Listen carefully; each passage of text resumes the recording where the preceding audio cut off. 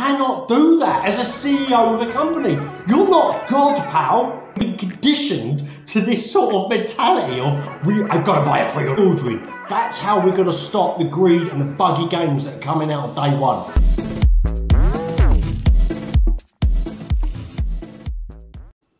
Hey guys, welcome back to Leo Gaming. Today we are talking about the greed of the gaming industry in the last 5, 6, possibly 10 years from the big AAA publishers that we have now in today's gaming industry. Now, most notably, I find it is more to do, it's more so the older publishers, Activision, Projekt Red, EA, Ubisoft are included, and Rockstar. So all these publishers have been around since 80s, 90s, mostly the 90s. They've sort of been the sort of background staples of the gaming industry that are always there. And you know, I just find that how has the greed catched on? How's the gaming industry changed in the last 10 to 15 years just from greed alone, from money? The reason why I'm going on this is because it's not just these ones that I've named. There's other publishers, because of the state of the games that are coming out in recent years. You had No Man's Sky, an absolute mess when it came out. You had Cyberpunk, an absolute mess when it came out. You had Fallout 76, an absolute mess when it came out. Bethesda included in this list. You've had EA games that are catching on to this. Well, they've been doing loot boxes for years and trying to implement this online cosmetic sale. It's not just EA. There's loads of other publishers that use this method, but I feel that in the next 2, 3 years, we're coming to the top of that hill. I feel that, especially with what's happening at the moment, Cyberpunk came out, we made our voices heard, an absolute shambles, and was completely destroyed. Projekt Red. EA are constantly getting destroyed anyway with their FIFA series and the loot boxes, the foot packs. It's a mode I can't stand. I never really got into it. Can't stand it. And more recently, Rockstar with the GTA trilogy. And we as consumers, as gamers, are slowly but surely voicing our opinions more against these AAA publishers. And I've noticed it's a lot of the historic publishers, like the ones I've named. All feels like, to me, they've gotten too comfortable, too complacent. They've gotten too comfortable with their position, the money they bring in, and now they're starting to release absolutely piss poor games. And I personally think the downfall for that is online multiplayer. People are going to disagree with me. Is the Battle Royale and the online multiplayer, for me, is the downfall of this money-hungry. Well, no, that's the cause of this money-hungry greed that these publishers are having now. There's no other reason. There is no other reason. They started inputting microtransactions into games online, obviously the online stuff. If you don't play online stuff, you don't really get affected by it. And it is the online stuff, and the problem is, in my head, it's because the younger generation have asked mummy and daddy for credit card, debit card, whatever, bought some cosmetics. See, my generation, I look at that, I look at a game, and it says to me, if you want this costume or this outfit for your character will cost you $2.99. I'd look and go, no. No. I have never spent on one microtransaction on any game. I never will. Because these are things that should be in the game already. It's as simple as that. All these things, do you know, a costume for a character takes them probably, I would say, a day, less than a day, a few hours to make.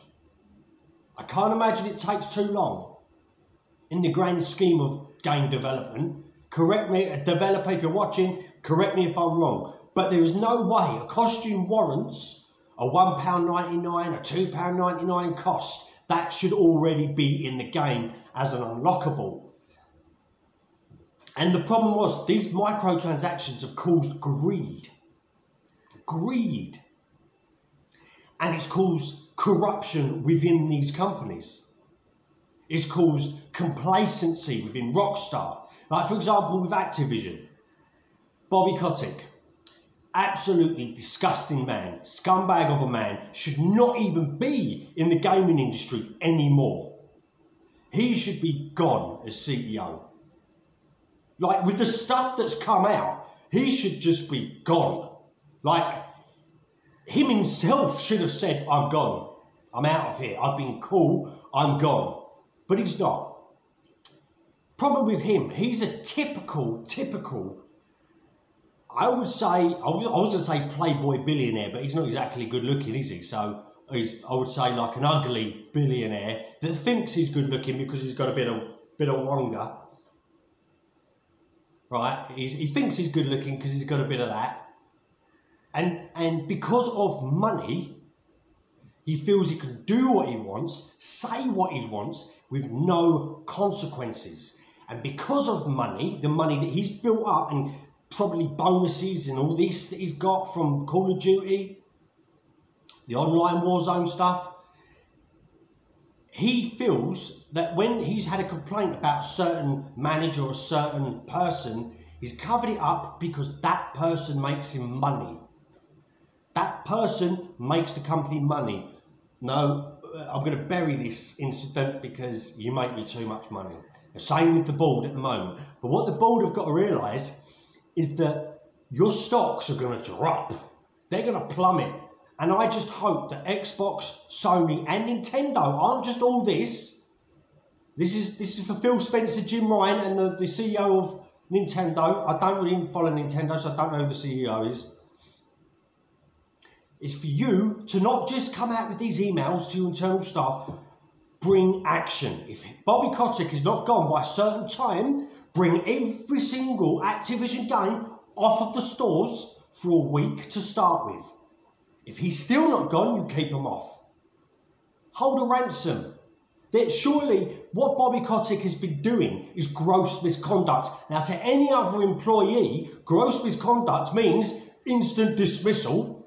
So why doesn't that apply to Bobby Kottick? Number one, it's gross misconduct. Number two, he's put the company name, the company brand into disrepute, meaning it's got bad press. Now, any other employee does that, they're gone. Yes, he makes them money, or did make them money, which is why the board stand by. But what you've got to realise, board, that won't last. His money ain't going to come in. The money he's making from Call of Duty now ain't going to keep coming in the longer you prolong this. And it ain't just going to disappear. So if you're hoping that it gets swept under the rug, disappears, it ain't. He has to go. The allegations that he's even admitted to, or spokesperson has admitted to, where he's threatened to kill. You cannot do that. You cannot do that as a CEO of a company. You're not God, pal. Bobby Kottick, whatever your name is, Bobby Kottick. You're an absolute prick, mate. And I guarantee most people who've stood next to you would floor you where you stood, and you'd be on the ground, mate. But you hide behind your money, like most billionaires do. They hide behind their money and think they can do and say what they want. Bobby Kottick needs to be made an example of. Activision, to go forward, for Activision, they need to completely change their mentality, their workplace, this fret boy workplace that they've got going. The funny thing is, any other industry, would have been snubbed out quite quickly. But for some reason, gaming's got this sort of I think the problem with that is back in the 80s and late 90s, early 90s, it was that sort of fret boy mentality. Game developers, you know, we got a sofa there. I tell you what, do your work on that sofa. You don't need an office or a desk. Sit on the sofa, play the games, have a beer while you're doing it. Can you do some Q&A? Yeah, just sit there, have a beer, play the game, jot down some notes. It was that sort of relaxed environment, which is good. I do agree with that, but there has to still be rules and regulations in place. Policies still have to be followed. It is still a business workplace, regardless of how relaxed the environment actually is. So Kottick has got to go. And that is an example of greed, money hungry, the board are money hungry, which is why they stand by him. Kottick is money hungry, which is why he never got rid of the people that have caused some of the incidents. And he's covered it up. Rockstar. I used to really highly rate Rockstar. But greed has got to them as well. Since GTA Online. Since GTA Online, we don't need to do no more work. GTA, they're making too much through their online. Billions a year. Causing them not to bring out anything. And when they do, you've got the piss poor GTA trilogy.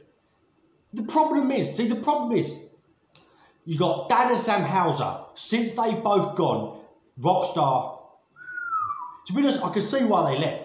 Dan and Sam Houser need to go back to being DMA. Be their own company again, because I'd love Dan and Sam Houser to bring out their own stuff without Rockstar anymore. Because Rockstar now are just a money-greedy company. Like everybody else.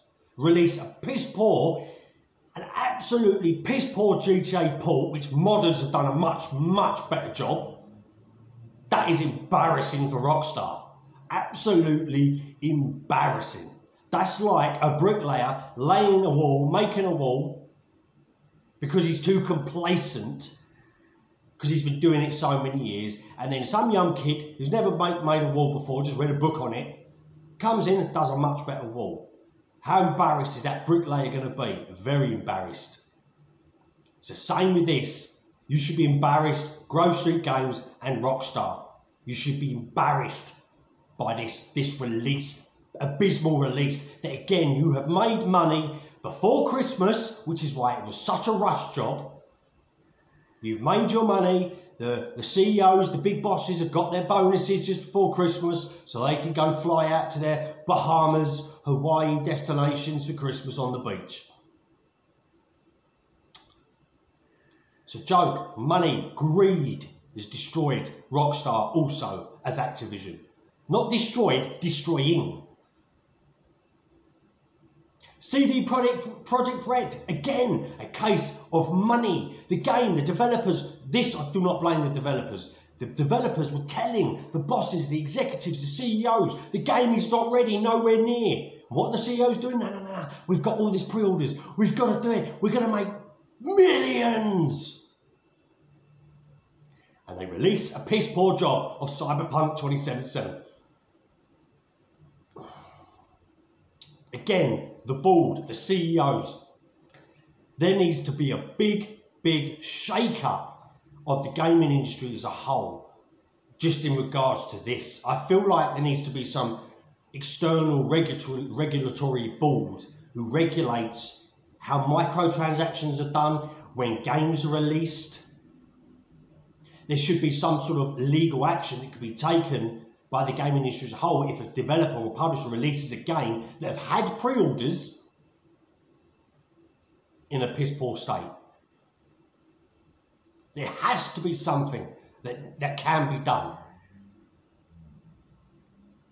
EA is another money-hungry, releasing the same game every year, just not doing anything because they're too comfortable with earning money from Ultimate Team. And most of that money goes to the bosses, the CEOs, for their bonuses. It doesn't go filtering back down to the developers or to make the game better in any way, shape or form. The whole system is a joke.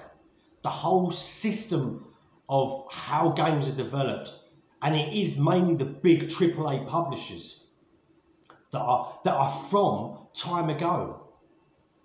Ubisoft are getting the taste of it now from the live. They're bringing everything to live service because they want to sell you cosmetics, which they've been doing in their Assassin's Creed games and the Tom Clancy games. Now they're trying to move everything to live service to capitalise on that, which is why they decided on Frontline, because they saw the benefit of Warzone making that. They thought, we'll just destroy the IP of Tom Clancy and have Ghost Recon Frontline, because that could be our Warzone, that could be our greediness. And Ubisoft are also under legal battles with regards to allegations against certain staff members. Again, another company, Ubisoft, from the early 90s, late 80s. It's all the older companies that have been too complacent with where they are, how much they earn, and how established they are within the gaming industry. Something has to change. CD Projekt Red was quite trusted before Cyberpunk, but that all changed. You're not trusted anymore. What needs to stop also is pre-orders. Pre-orders originally when they first started, were around in order, this is before everything was, most of the stuff was digital. Pre-orders were around so you could save your physical copy of the disc before it sold out. That was the sole reason of pre-orders. But then they started introducing this, you get a little added extra, you get a little added bonus, you get a little extra cosmetic if you pay an extra 30 quid. It's like, Come on. The pre-orders completely need to be wiped off. If everything's going digital, there's no need for pre-orders. Why do you need pre-orders? Why do we really need pre-orders? We don't. We do not. We've been conditioned to this sort of mentality of, I've got to buy a pre-order. I've got to buy a pre-order because I get an extra costume. Oh, I get an extra foot pack. It's ridiculous. It's a joke. Pre-orders are not needed. You don't need pre-orders. They should be completely gone because they've caused greed. God damn, guys. It's such a, luckily, I feel like there are people out there like Phil Spencer and Jim Ryan who see sense and would probably, if they could, they would probably take down a lot of these big companies, or a lot of the people out of these big companies that are greedy. So, that is my opinions on the greed of the gaming industry. Pre-orders need to be gone. They need to be gone, wiped. Everybody, just remember, you do not need a pre-order. Pre-orders are not needed. You don't need to pre-order. Stop pre-ordering these games that then come out a buggy mess. Because it's the people that pre-order that feed that will of them going, oh, hang on, we've made 20 mil before we've even bloody finished the game. Stop it. Stop with pre-ordering. That's how we're going to stop the greed and the buggy games that are coming out day one. Stop pre-ordering. That's one of the steps we can take to make ourselves heard and known, rather than keep going through this whole game comes out, buggy release, everyone goes on a complaint, YouTube videos galore about it, because that's not going to change. That's not going to change anything. People are still, you need to stop pre-ordering for them to learn. And stop buying cosmetics. If you sit there and feel that a microtransaction is not worth it, do not buy it. Don't buy it. Stop feeding it. Just because a few others have got that costume or that weapon, don't buy it just because they have. And even tell them, don't buy it. You don't need it, really.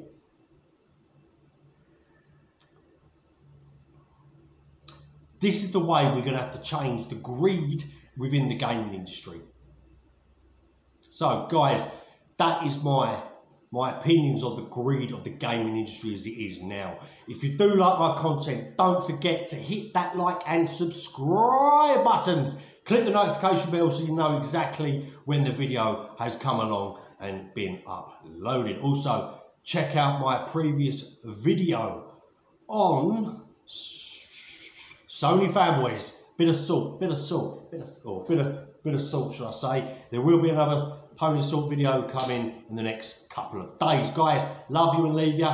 See you later and goodbye.